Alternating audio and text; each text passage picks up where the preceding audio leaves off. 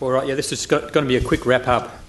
Actually, just on the nitrous oxide issue, I've heard the practice of turning on nitrous at the end of the case, or coasting, which is a new term to me actually, I've heard it referred to as terminal nitrous oxide, which always sounds a bit sinister. But one of the interesting things is I think we've shown fairly convincingly that 20 or 30, even 30 minutes of nitrous oxide at the end of the case is not going to contribute to post-op nausea and vomiting. So I think that's actually helped to promote the practice.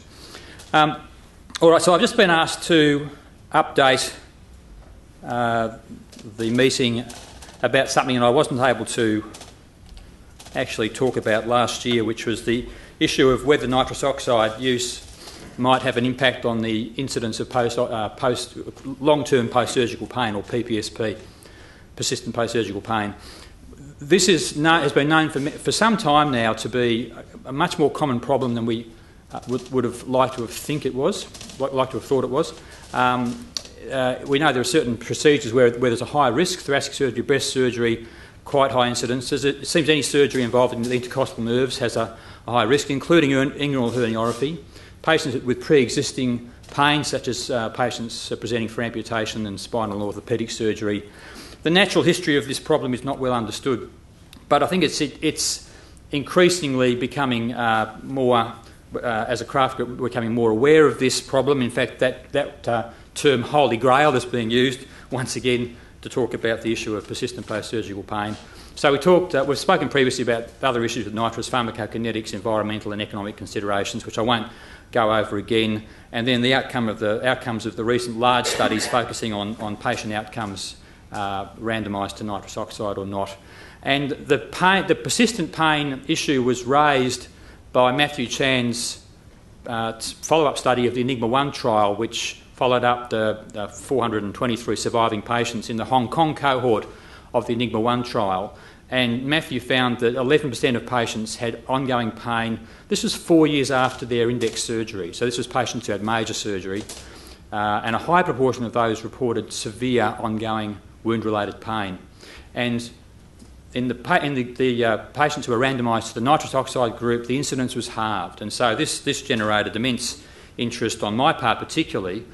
The mechanism for this was a bit uncertain. The NMDA receptor activity of nitrous oxide was an obvious theoretical postulate for a mechanism here, because the NMDA receptor is well known to be involved in the spinal cord central sensitization and wind-up phenomenon, which is considered to contribute to development of chronic pain, and perhaps that was the mechanism. We don't know at this stage.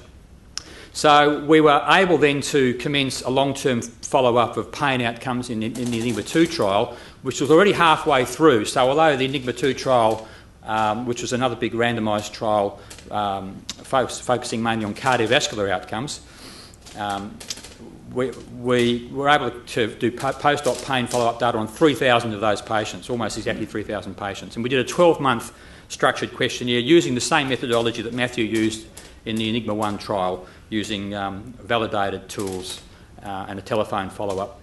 And so the results are as follows. 12% of patients, indeed, so very similar to ENIGMA I, reported continuing wound-related pain at 12 months after their operation. The risk factors for this problem were abdominal surgery, patients who had wound infection, and younger female and Asian patients seemed to have a higher risk. Most of the Asian patients, I would point out, came from Hong Kong and Matthew's very vigorous recruitment achievements in Hong Kong. He's a great contributor to our large multi-centre trials.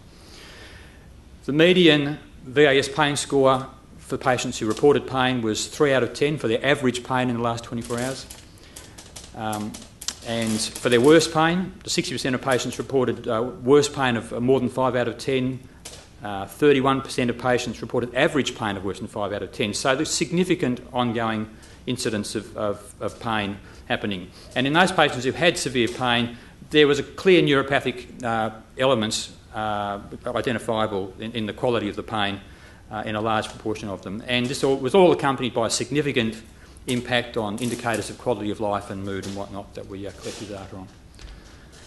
Just as an aside, I've been interested in trying to work out what the economic implications of this are. We've got data that's been collected in Australia some time ago looking at the economic costs of chronic pain in the community, which we can use to look at this particular subgroup of chronic pain. And there isn't time to go into the details here, but we've estimated that persistent post-surgical pain probably costs something like $3 billion a year to the Australian economy. Now, if you extrapolate that to the wider world, the cost of this problem may be something in the order of 100 billion euros per year. This is the result of the surgery that our patients are having. And that doesn't include medico-legal costs, by the way, and it doesn't include the humanitarian aspects of pain and suffering. So this is a huge problem. What did we find? The incidence of persistent post-surgical pain in the two groups, the nitrous group and the no-nitrous group, was in fact the same. We couldn't identify a difference in the 3,000 patients we followed up. So the risk ratio was 0.14.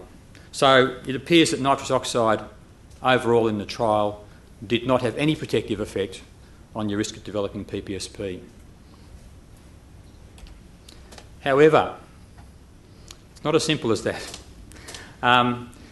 In the Asian patients with Asian ethnicity, and there were about 900 patients who were in that group. They were mainly Chinese, so they were mainly from Hong Kong. In fact, there was an effect. There was a 30% decrease in your PPSP in the patients who got nitrous oxide. So qualitatively quite similar to the results of ENIGMA 1 in that subgroup. So this raises the possibility, is there some sort of genetic mechanism which might be explaining this? And this will be the subject of some ongoing research. Matthew Chan has been very busy in this field. He's got a very active laboratory. They've been doing a lot of animal work looking at mechanisms for this. But one of the things he's pointed out is that the Asian population is well known to have a number of significant polymorphisms in enzymes which are involved in the methionine synthetase and folate cycle, the tetrahydrofolate reductase enzyme in particular, and that the mechanism for this may have nothing to do with the NMDA receptor at all. It may actually be due to a reduction in neuronal plasticity that these patients develop induced by nitrous oxide because of interference with DNA synthesis by exposure to nitrous oxide. It's a fascinating theory, and he's actually been presenting data to support this hypothesis. So look, watch this space. This is going to be an area of ongoing research. One of the other findings, subgroup effects, was that patients with obesity, there appeared to be a linear increase in your risk of PPSP if you got nitrous oxide with increasing body mass index. So the mechanism for that I'm not quite so sure about. This was secondary analysis. There's always the possibility with these sorts of things of these post-hoc analyses of type 1 error. So I don't know how much weight to put on that particular subgroup effect. So in conclusion, this is a common complication of surgery that we're going to have to face up to and address.